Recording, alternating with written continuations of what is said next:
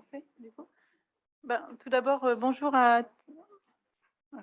Tout d'abord, bonjour à toutes et à tous et merci, à l'Institut Fairfax de nous donner cette opportunité de vous présenter, en fait, une approche un petit peu différente de celles qui ont été présentées ce matin, mais qui vont venir compléter, en fait, la diversité que l'on a aujourd'hui. Donc l'idée, là, ça va être de vous parler des applications médicales futuristes, en fait, de la télérobotique et de faire le lien non seulement avec le nucléaire, mais également avec l'industrie et tout ça pour enrichir le domaine médical.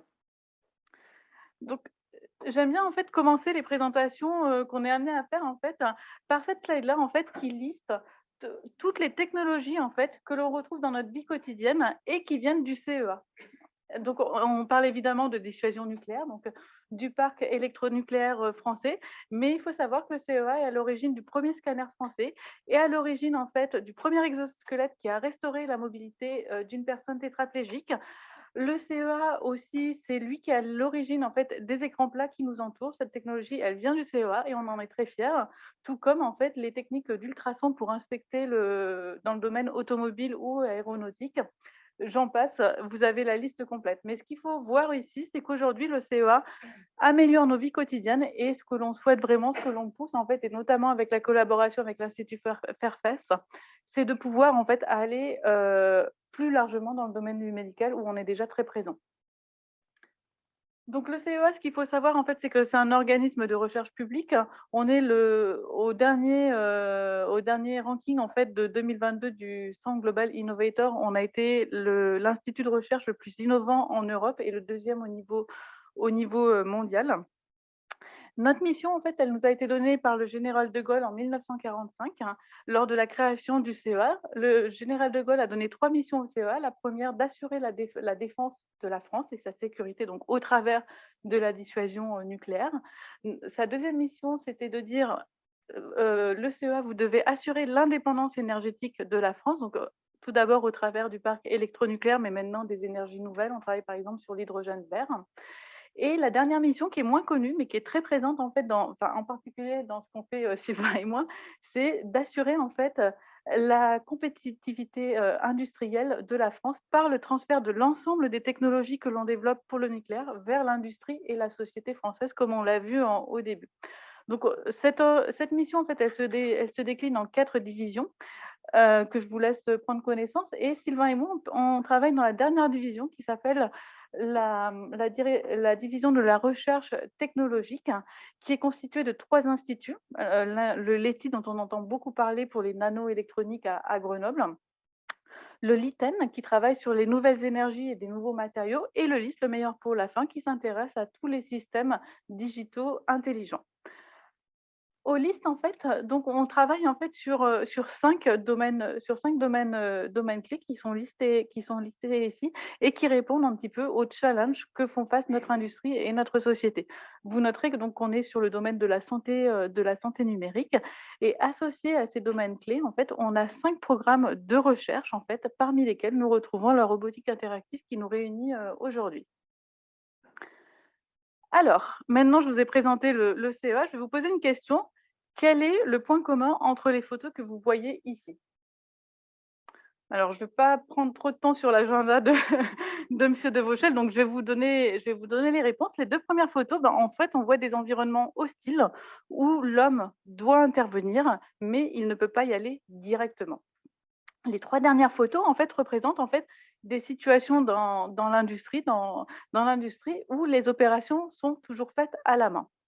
Et donc la question qu'on peut se poser, beh, pourquoi est-ce qu'on n'a pas des robots, en fait, qui font ces opérations? Et ben, en fait, ce qu'on sait, c'est que les robots traditionnels, en fait, tels que l'on les connaît, au quotidien, en fait, ils sont limités pour plusieurs, opérations. Typiquement, on ne peut pas mettre un robot, qu'on connaît tous les jours, en fait, dans un environnement qu'il ne connaît pas. La deuxième limitation que l'on connaît, c'est que les robots, ils ont du mal à se reconfigurer pour, par exemple, adresser des problématiques de petites séries. Et enfin, on sait très bien que les robots, de la manière dont ils sont programmés, en fait, tout ce qui est manipulation d'objets fragiles qui doivent changer, tout ce qui est manipulation d'objets souples ou d'objets, en fait, qui vont s'écraser, et ben, c'est un contexte qu'on ne sait pas gérer de manière traditionnelle. Et pourquoi est-ce qu'on en est dans cette situation-là? Eh ben, c'est que les robots, traditionnels, en fait, ils sont faits, en fait, pour faire des cadences très importantes, en fait, pour faire des tâches répétitives. Ils sont faits pour travailler dans des environnements connus et il n'y a pas du tout d'interaction entre l'homme et le robot puisqu'il y a souvent des barrières autour des robots. Et donc nous, en fait, au CEA, en fait, on travaille en fait sur une technologie en fait de contrôle en effort. Ça, c'est ce qu'on maîtrise en fait depuis plus de 50 ans et qui nous permet en fait justement de réaliser de réaliser toutes ces tâches-là. Alors, la technologie de contrôle en effort, qu'est-ce qu'elle permet de faire? Elle permet en fait de faire de la manipulation dextre en fait à distance. Cette technologie-là, en fait, elle nous permet d'avoir une interaction naturelle entre l'homme et le robot qui soit sécuritaire. Et enfin, cette technologie de contrôle en effort, elle nous permet en fait de manipuler des objets qui vont être fragiles, des objets souples, et cetera. Et elle nous permet de faire de la programmation intuitive, c'est-à-dire d'apprendre au robot à faire ces différentes opérations. Donc ça, c'est vraiment notre technologie qui nous différencie par rapport aux technologies, où le robot, en fait, il va fonctionner en position et en vitesse. Et nous, on va fonctionner avec cette technologie de contrôle en effort. Alors quand maintenant on regarde le marché de la robotique versus en fait les interactions entre l'homme et le robot, ben, on retrouve en fait le domaine du manufacturing en fait en haut à gauche avec tout un pan de l'industrie qui est robotisé. On retrouve dans le domaine entre l'homme, l'interaction entre l'homme et le robot, on va retrouver la défense et le milieu du médical en fait qui vont avoir besoin d'interactions continues entre l'homme et le robot pour des raisons que vous avez bien à l'esprit, dans vos métiers de tous les jours. Et le CEA, depuis 50 ans, en fait, on est exactement ici, comme dans la défense et le médical, parce qu'en fait, on a eu besoin, en fait, d'aller intervenir dans le nucléaire, de faire de la téléopération à distance et donc on a développé parce que personne nous a aidés en fait en 45, on a développé par nous-mêmes, en fait, cette technologie, en fait, qui nous permet de faire de la téléopération à distance. Et aujourd'hui, à quoi est-ce qu'elle sert en fait cette technologie? Et ben, en fait, elle va venir aider l'industrie parce qu'on a cette mission de transfert vers l'industrie à venir réaliser des opérations, à robotiser en fait des opérations qui ne l'étaient pas jusque-là en fait. Donc là, typiquement, ça va être venir prendre des objets de différentes formes, de différentes configurations, etc., de manière automatique et naturelle. Le manufacturing, qu'est-ce qu'on sait? Ben, en fait, il va de plus en plus vers de l'interaction robotique en fait. Et donc là, nos technologies du CEA, et ben, typiquement, elles vont permettre d'étendre en fait ces, technologies de, robotique, collaborative. Et là, typiquement, on a un exemple en fait d'un robot qui est issu d'une start-up de chez nous, qui va venir poncer en fait une voiture, assister l'homme à poncer une voiture. Et à l'avenir, ce qu'on sait, c'est que le manufacturing, bah, en fait, il va aller vers de l'assistance au geste en fait de ces opérateurs. Et là encore, nous, avec notre marché, enfin, avec notre niche technologique, on va pouvoir venir aider à étendre cette robotique. Et naturellement, on va continuer à aider le médical en fait dans l'aspect télérobotique, mais aussi pour réduire painfulness, que j'arrive que j'arrive plus à retrouver les troubles squelettiques. Voilà, je vais laisser la main à Sylvain. Merci Émilie. Alors, de mon côté, on va parler un tout petit peu plus de l'aspect téléopération, téléchirurgie par rapport à ça. Donc là, on voit un petit peu l'historique de développement des interfaces haptiques au CEA, mais avant ça, on va faire un tout petit peu plus d'histoire. Donc voilà, le tout premier système de téléopération a été développé en 1948 par Ray Gertz dans le domaine du nucléaire. Voilà, c'était vraiment le tout début, l'après-guerre. Là, on voit ici l'image promotionnelle. Donc, première cigarette allumée avec un système de téléopération. Donc, c'est pas mal. C'était un autre temps hein, à l'époque, mais voilà, on va faire ça. Donc, ça, c'est le début, le tout début du système. Donc, alors, pour faire très très simple, qu'est-ce qu'un système de téléopération? Le système le plus simple, c'est la pince préhenseur, hein, vous connaissez, qui est toute simple. En gros, on a un système avec une commande, une transmission, et puis le préhenseur, un effecteur qui va agir. Donc, toute l'idée, c'est évidemment de séparer l'opérateur de la zone qui est ici. Alors au CEA, Comment ça s'est développé? Alors évidemment, ça s'est développé pour la manipulation des matériaux radioactifs, hein, initialement. Et donc, c'était dès le début des années 60, on a développé ce qu'on appelle des interfaces à câbles, hein. Donc au départ, on a vraiment tout est entièrement câblé.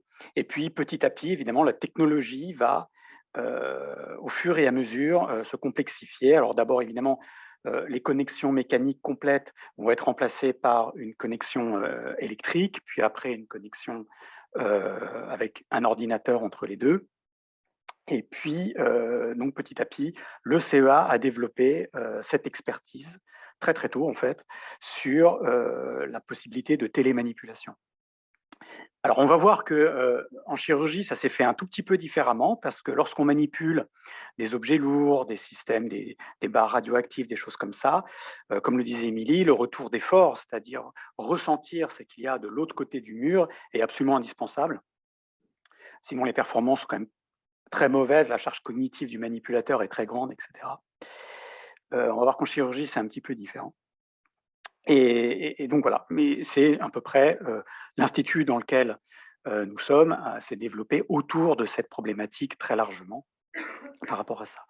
Et puis voilà, donc dans les années 2000, on a les premiers transferts industriels par rapport à ça, la création aussi des premières startups qui fabriquent des interfaces haptiques, hein, donc ce qu'on appelle l'haptique, c'est tout ce qui est en rapport avec le geste, les efforts, le toucher. Puis petit à petit, des diversifications en robotique et puis bien évidemment tout ce qui va être le contrôle-commande et l'actionnement des robots, et cetera, avec l'intelligence artificielle aujourd'hui. Alors, en chirurgie, il y a un domaine qui a extrêmement porté toute cette technologie, c'est la chirurgie mini-invasive. Alors pourquoi? Parce que la chirurgie mini-invasive apportait un véritable bénéfice pour le patient à la base. C'était une technologie bon, voilà, révolutionnaire, mais qui avait de nombreux problèmes. Donc, on peut lister. euh, on voit la personne ici, la posture, en tous les cas au départ, n'était pas du tout ergonomique. On avait une vision indirecte du champ opératoire.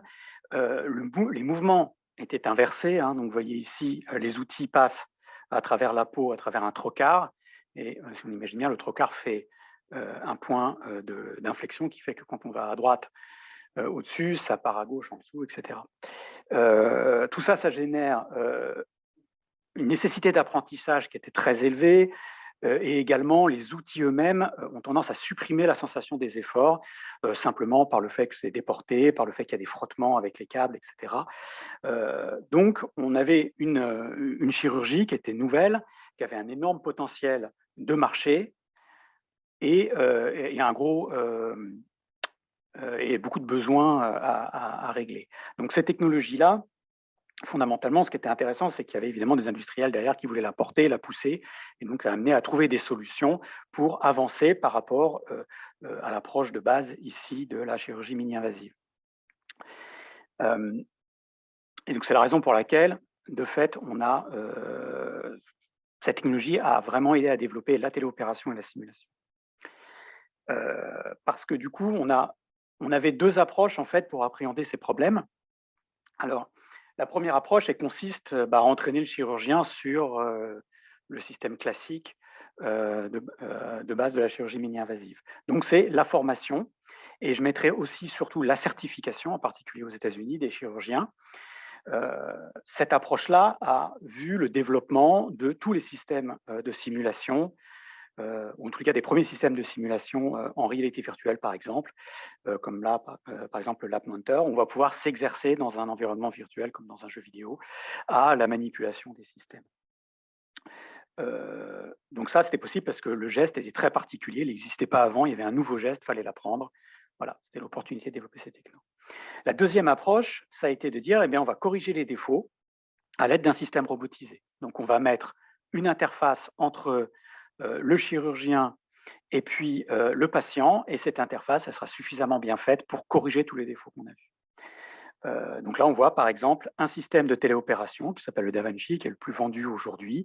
On va avoir le chirurgien qui est dans un système fermé, il est dans un système immersif à la base, et il va contrôler un robot qu'on voit ici. Et le robot lui-même va prendre en charge tous les défauts en fait, qu'on a par rapport au système standard avec le trocar. Donc évidemment, ici, là, on voit que la posture est bien meilleure, posture optimale pour le chirurgien. La vision est largement améliorée avec vision stéréoscopique, etc. Les mouvements inverses sont supprimés parce que le robot est programmé pour ça, et la dextérité globale du chirurgien est améliorée. Donc voilà les deux. Et ça, c'est vraiment deux axes technologiques qui se sont massivement développés dans le cadre de ces chirurgies-là.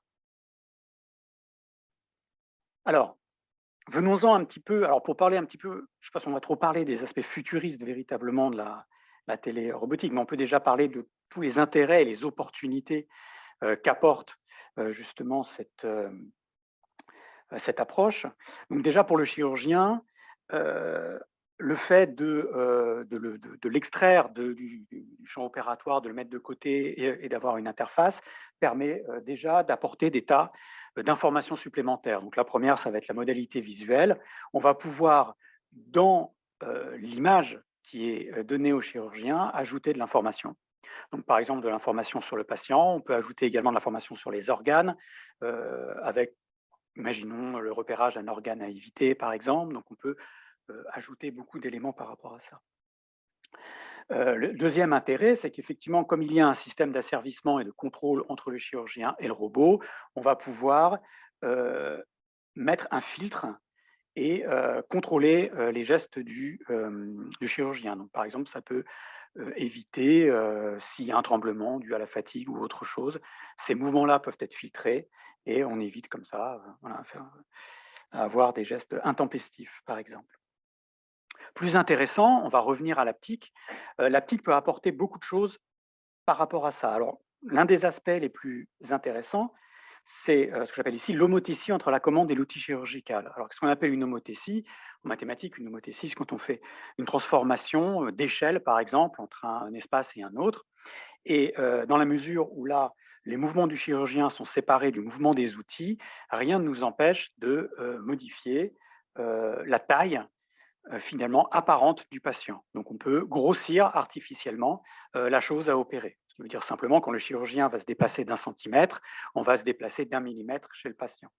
Ce rapport d'homotétie, il est très très intéressant puisqu'effectivement, par exemple, en microchirurgie, par exemple, ça va permettre de faire une souris. Si on a opéré une souris, on va pouvoir faire une souris qui a la taille d'un chien, d'un éléphant, etc. Typiquement, ce qui va rendre la chirurgie beaucoup plus facile. On va pouvoir également améliorer la perception du chirurgien en microchirurgie également en jouant sur les gains et sur les efforts, par exemple, puisqu'on est en microchirurgie avec des efforts qui sont très très faibles et qui sont aux limites, voire en dessous des capacités de la perception de l'humain. C'est des choses qu'on va pouvoir éventuellement amplifier encore. Donc ça, c'est voilà, amplifier la perception sensorielle, amplifier les mouvements, par exemple, sont des points qui sont très intéressants.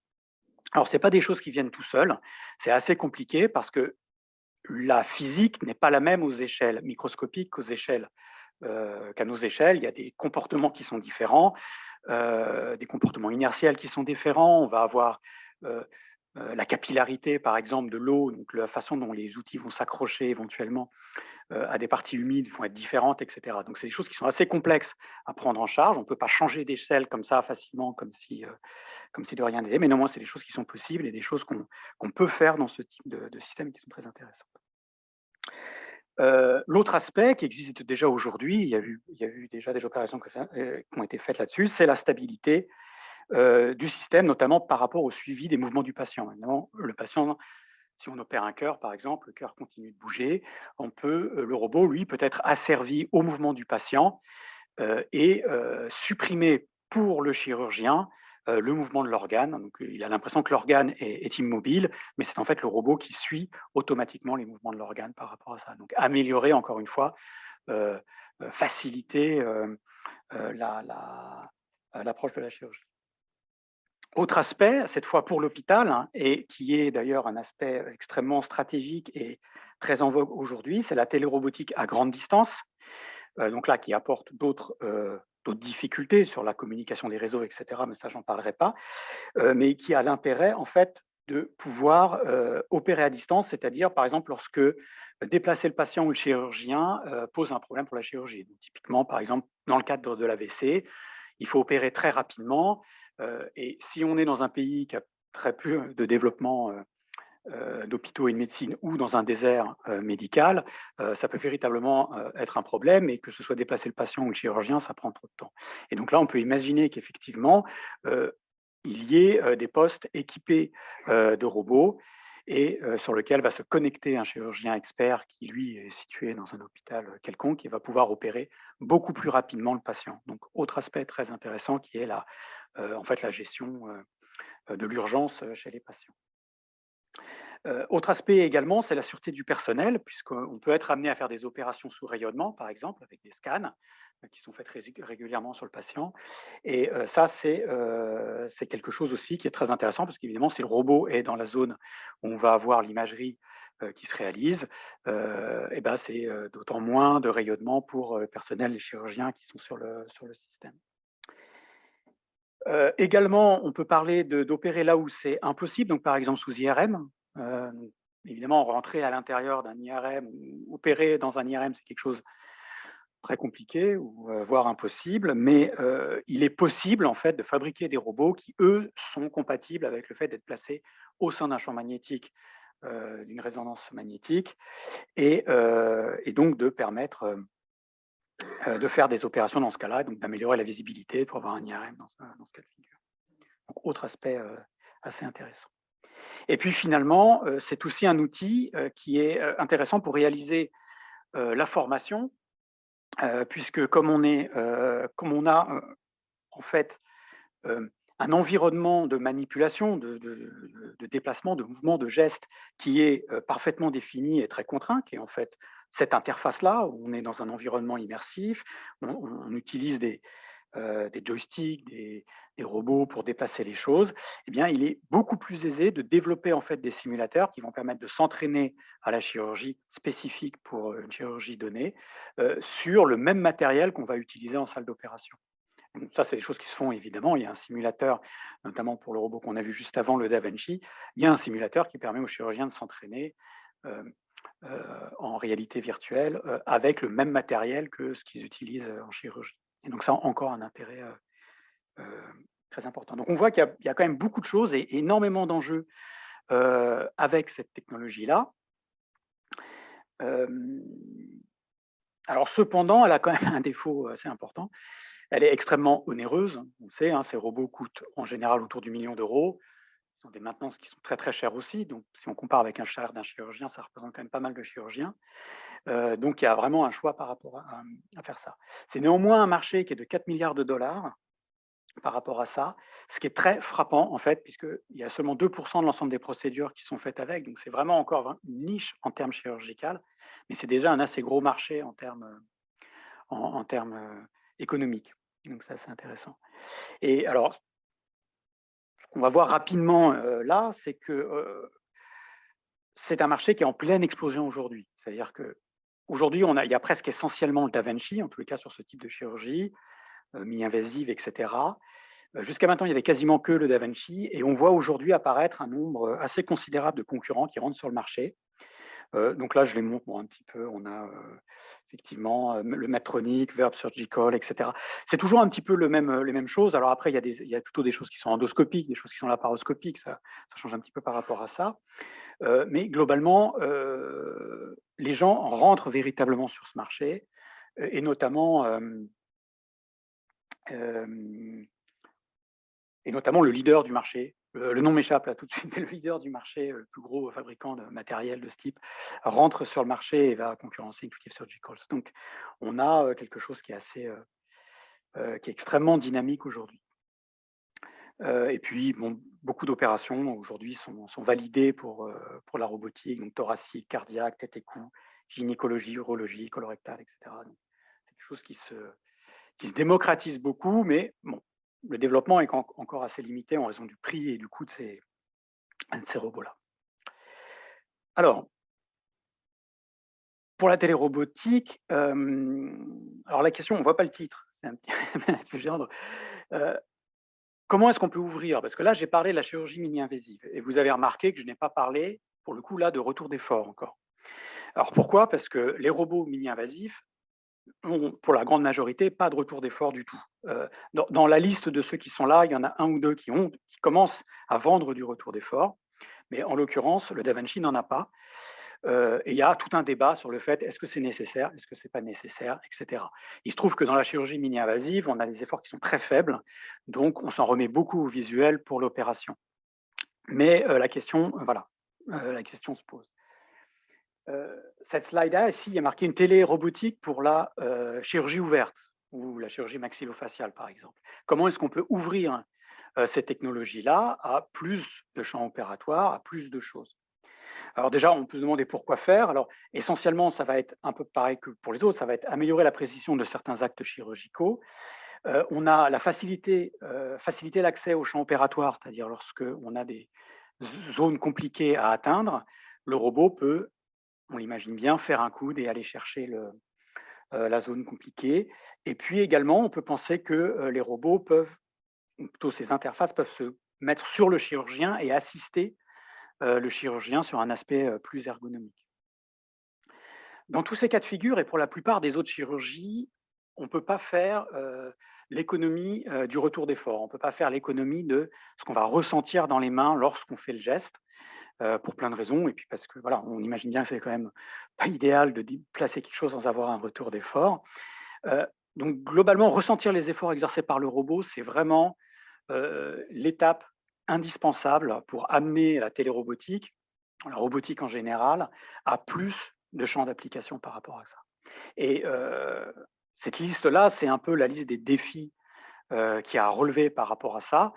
Euh, il y a une complexité de la mesure, notamment quand les efforts sont très faibles à mesurer. Donc, comment est-ce que je mesure les efforts qui sont exercés par le robot sur le patient pour les retransmettre au chirurgien? C'est un vrai problème.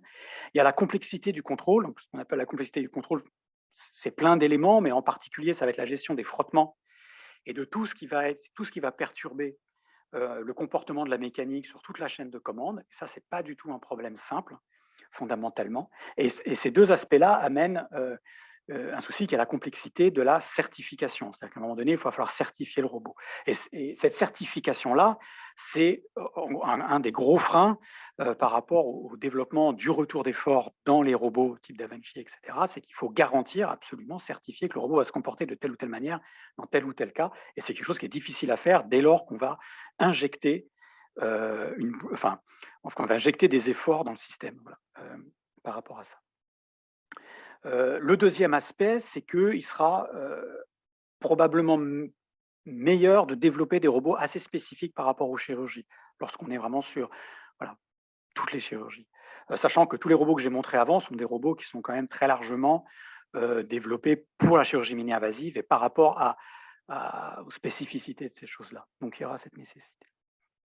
Alors, au CEA, la question qui peut se poser par rapport à ça, et notamment par rapport à une chirurgie ouverte, c'est est-ce qu'on fait de la télérobotique ou de la cobotique? Est-ce que la télérobotique est pertinente dans un cas de figure comme ça? Puisqu'en chirurgie ouverte, par définition, on est sur le patient. Est-ce que ça a du sens d'aller être sur le patient, puis après se déplacer, aller dans un environnement complètement fermé, opérer dans l'environnement fermé? Est-ce qu'on peut faire ça? Est-ce qu'il faut deux chirurgiens, un qui gère la chirurgie ouverte, l'autre qui gère le robot, etc. Il y a beaucoup de problèmes qui gèrent là-dedans, et on peut se demander s'il n'est pas préférable d'aller vers la cobotique. Alors, Émilie en a parlé tout à l'heure, la cobotique, ça consiste en quoi? Ça consiste à travailler avec le robot. Donc, il n'y a plus de séparation entre l'opérateur et le robot. L'opérateur va saisir le robot ou travailler à côté du robot. Ils sont ensemble sur le champ opératoire. Donc, tout ça, encore, il y a des challenges technologiques, mais là, il y a des solutions et on les amène, qui est des solutions de sûreté, évidemment, par rapport à l'opérateur et le robot. Donc, par rapport à ça, là, c'est juste pour faire le parallèle, encore une fois, avec l'industrie, c'est qu'on développe déjà des robots qui sont faits pour ça, avec différents applicatifs. Donc, on voit ici, par exemple, un applicatif où on va pouvoir amplifier la force de l'opérateur. L'opérateur exerce 10 fois moins de force que ce que le robot fait, etc. Et il faut bien comprendre que là, le robot suit exactement ce que fait l'opérateur. Il ne fait que l'aider, que le seconder, que ajouter à son geste. Et évidemment, c'est la partie la plus importante. Et il y a aussi des robots qui vont gérer plus ou moins, avoir une certaine intelligence en allant à tel endroit, pas à tel endroit, etc. etc. Et donc voilà, et donc on croit beaucoup dans le passage de ce type d'application industrielle vers des types d'applications chirurgicales. Voilà, donc je pense qu'on est déjà assez avancé. Je vais conclure sur ce slide-là, parce qu'il n'y a pas que l'opération enfin la chirurgie dans la téléopération. Le dernier aspect et la dernière idée, c'est la logique ce qu'on appelle le robot compagnon, qui est en fait un robot d'assistance pour le patient cette fois. Donc ça, c'est aussi tout un aspect qu'il faut vraiment considérer dans le cadre de la médecine. C'est très proche de la téléopération. La différence, c'est qu'on va avoir une interface qui est évidemment très différente. Le chirurgien, il va avoir un joystick avec tous les éléments qui sont là-dessus. Dans ce type de téléopération, on va avoir des interfaces qui sont différentes. Ici, on voit par exemple une interface contrôlée avec la bouche, dans le cadre de personnes paraplégiques, etc. Puis on peut avoir différents types de moyens de contrôle, etc. Et ça, c'est un autre aspect de la téléopération à considérer dans la logique de la chirurgie. Voilà, donc je me suis fait un petit panorama de ce qui se fait, de ce qui peut se faire aujourd'hui. Et je vous remercie pour votre attention.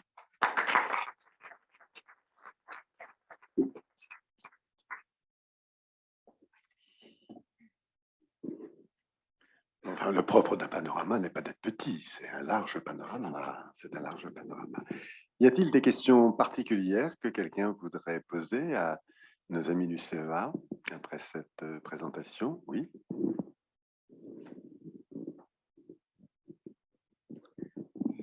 Merci de votre présentation. Du coup, j'ai une question assez simple. Vous avez montré où en est la robotique chirurgicale aujourd'hui, avec le DaVinci et des évolutions, avec ces questions d'introduction de retour d'effort, etc. Puis, vous avez élargi au robot compagnon. Mais le CEA aujourd'hui, qui entend, comme vous le dites, se positionner plus activement sur ces thématiques, est-ce qu'il a des projets en interne de développement de nouveaux robots Alors, oui. Alors justement, c'est pour ça qu'on a fait ce parallèle entre l'industrie et la chirurgie. Le CEA a été très impliqué dans le développement pour la médecine, je dirais, autour des années 2000 à peu près. Oui.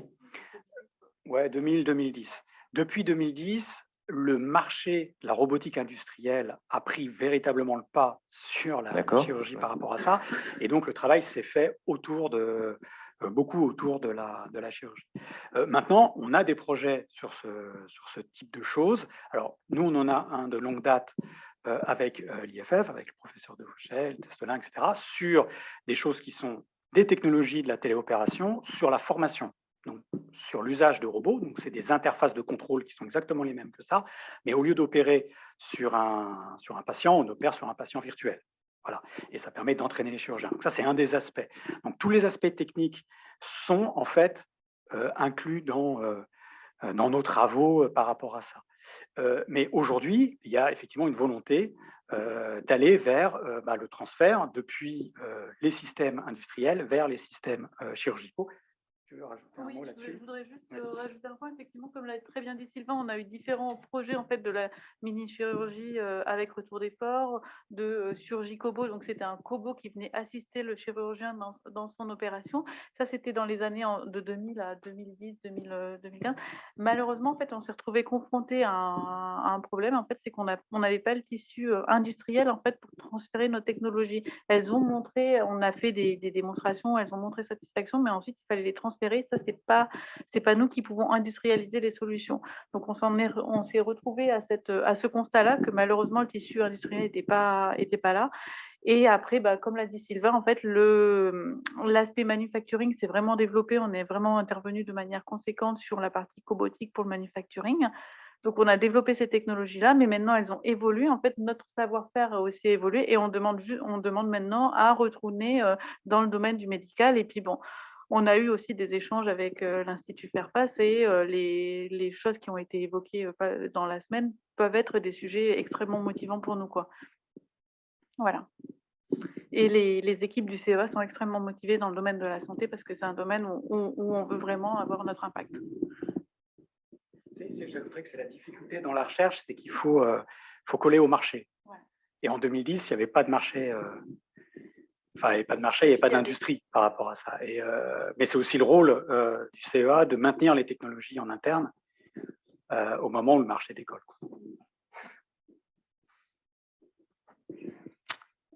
Oui, allez-y.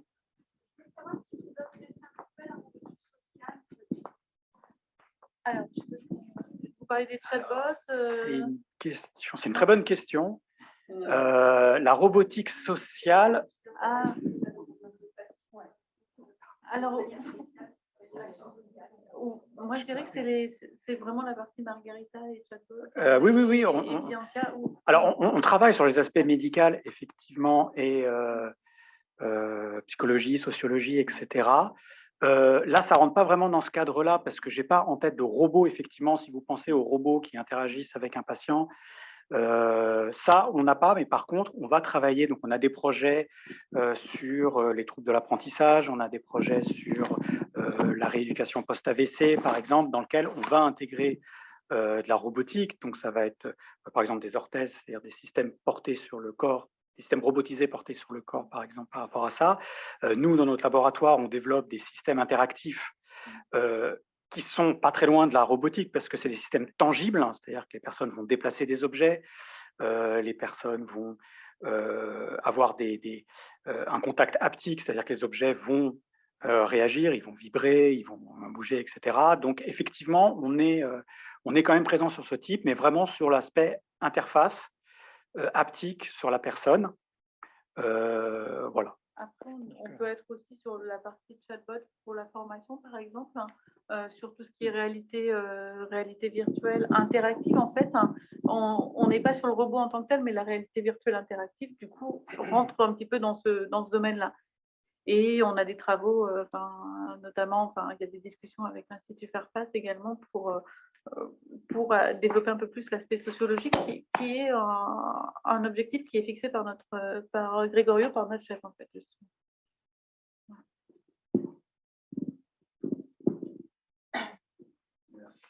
Merci.